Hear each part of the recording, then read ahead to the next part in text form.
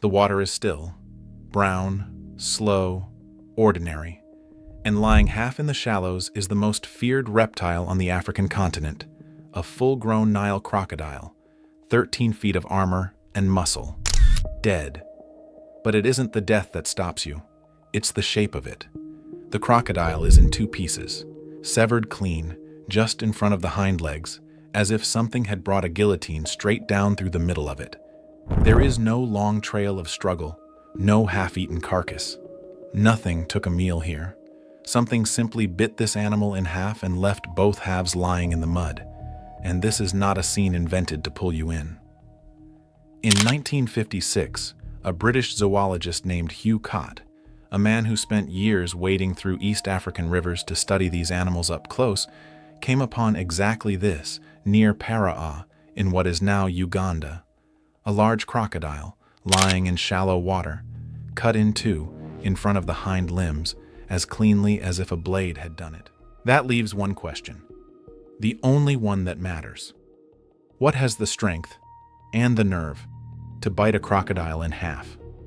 Let's do this properly, like a crime scene, one suspect at a time. Start with the most obvious, another crocodile. They share this water, and they will turn on their own kind. But no, crocodiles don't kill like this. They clamp down, and they spin. The death roll. It twists a limb loose and tears flesh off the bone in ragged strips. It is brutal, and it is messy, and it leaves a chewed, shredded wound. Not one clean cut straight through the spine. And remember what a crocodile's teeth actually are.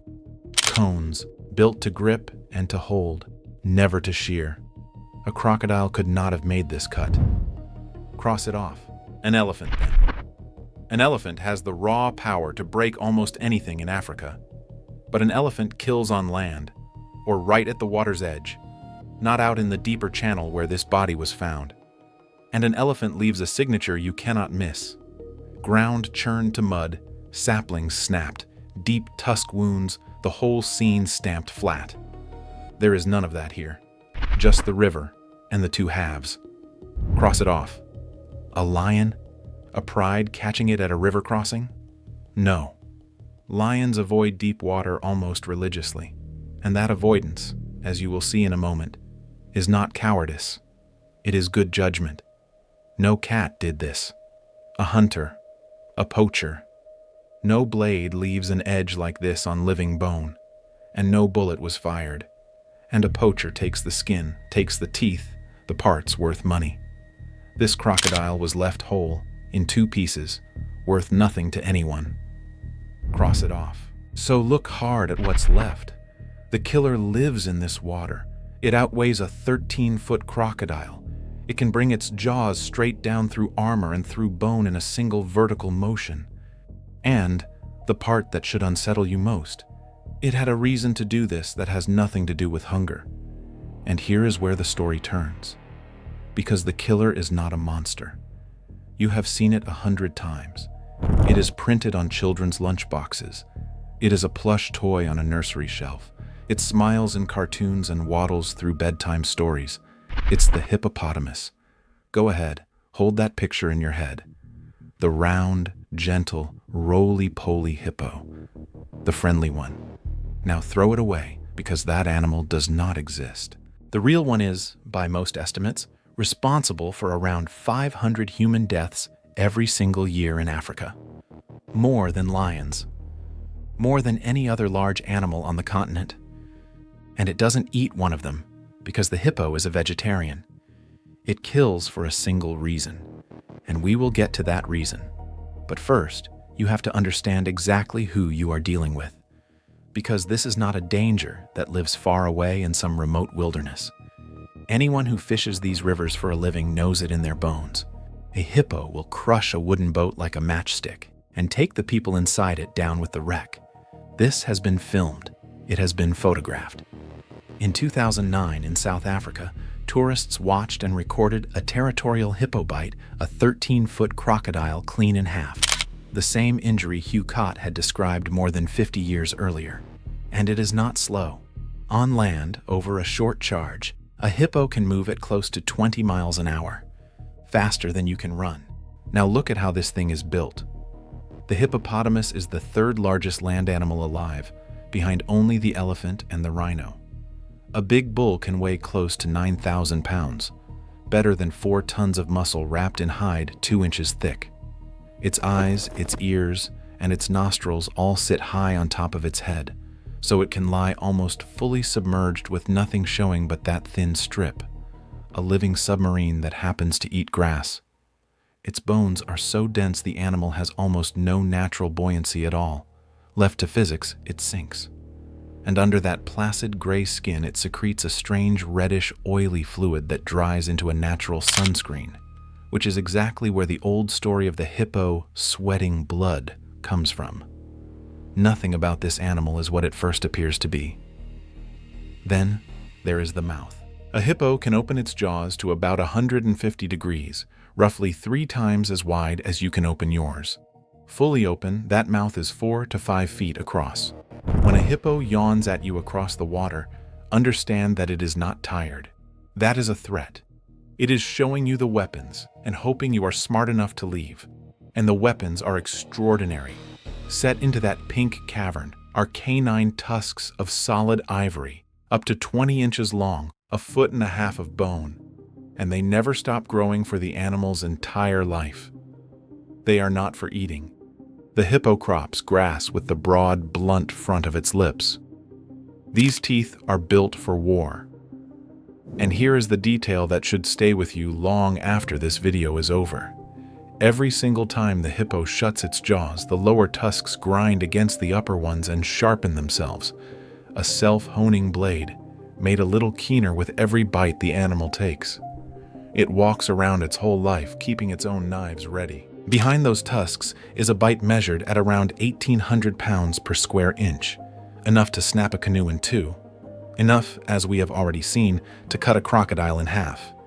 But raw strength still doesn't explain the body in the shallows, because on paper, on every specification you could line up side by side, the crocodile should have won this fight. Consider what the Nile crocodile actually is. Its bite is one of the most powerful ever recorded in any living animal. The estimates run as high as 5,000 pounds per square inch, even stronger than the hippo's. Its back and flanks are plated in bone, osteoderms grown directly into the skin, turning the whole animal into something closer to a fortress than a lizard. Its basic body plan is more than 200 million years old, a design so effective that it outlasted the dinosaurs and has barely changed since. It can lie motionless underwater for hours on end, slowing its own heartbeat, sending blood only to the organs that need it, waiting with a patience nothing warm-blooded could ever match. Its jaws are studded with pressure sensors so fine they can feel a single ripple cross the surface, the touch of a bird's foot, the tremor of a waiting animal a body length away. It is the reason wildebeest die by the thousands at the river crossings. It is the reason the lions will not enter the water. So how does a grass eater kill something like that? Here is the trick.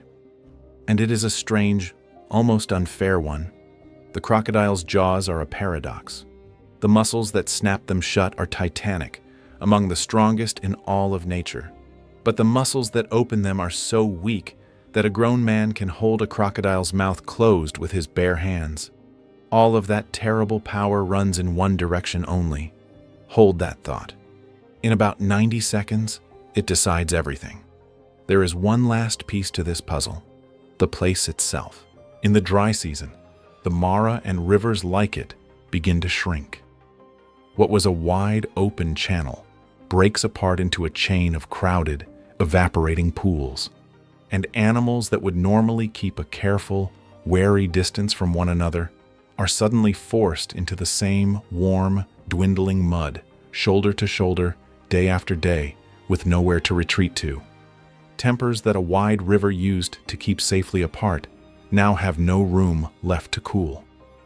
Researchers working one African river measured aggressive encounters between the species climbing by roughly 300% in the worst of the droughts. The water gets smaller, and the killing gets more frequent. And inside that crowded, tightening world, There is one rule that almost nothing survives breaking. The river belongs to the hippo, not most of it, all of it. A dominant bull holds his stretch of water the way a warlord holds a border, and he does not negotiate, and he does not warn a second time. It is the same instinct exactly that turns a hippo on a passing fishing boat. He does not see a meal. He sees a trespasser in his water, and a trespasser gets one answer, the very same answer this crocodile is about to receive. So picture the last mistake this crocodile ever makes. It drifts in too close. Maybe, in the crush of that shrinking pool, it brushes against a calf. In that water, on that day, that is all it takes. The crocodile does what a crocodile has done for 200 million years. It opens its jaws, it hisses, it shows the long rows of teeth. To almost anything else alive in Africa, that display is the end of the argument. The hippo does not stop. 3 tons come up off the river bottom at once. Remember, the hippo doesn't float and it doesn't paddle.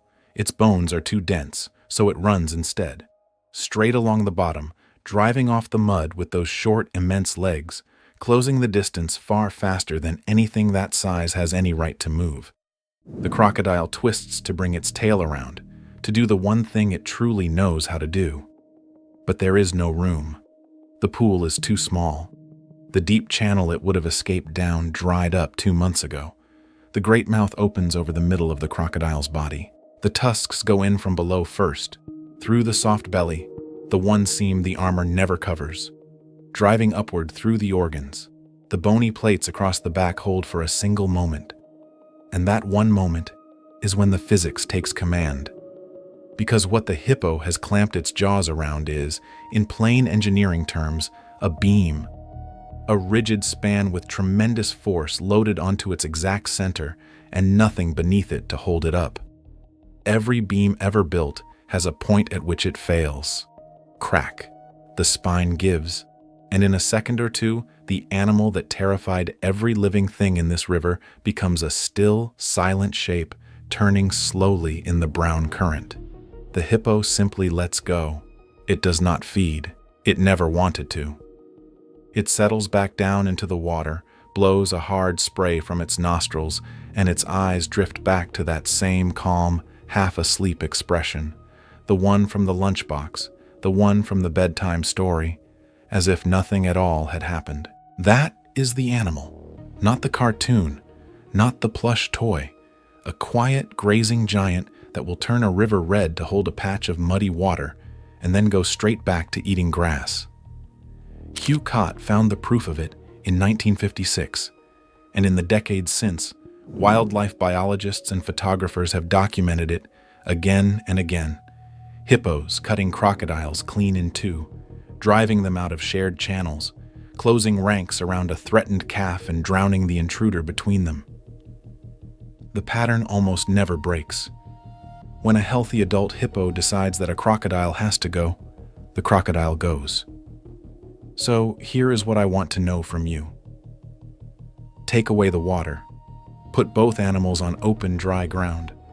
No river for the crocodile to vanish into. No shrinking pool to trap it in. Does the crocodile finally stand a chance? Or does it end exactly the way it ended in the Mara? Tell me in the comments, and be specific, because I read them. And if you had never once thought of the hippo as the single most dangerous large animal in Africa, then you are exactly who this channel is for. Stay with us.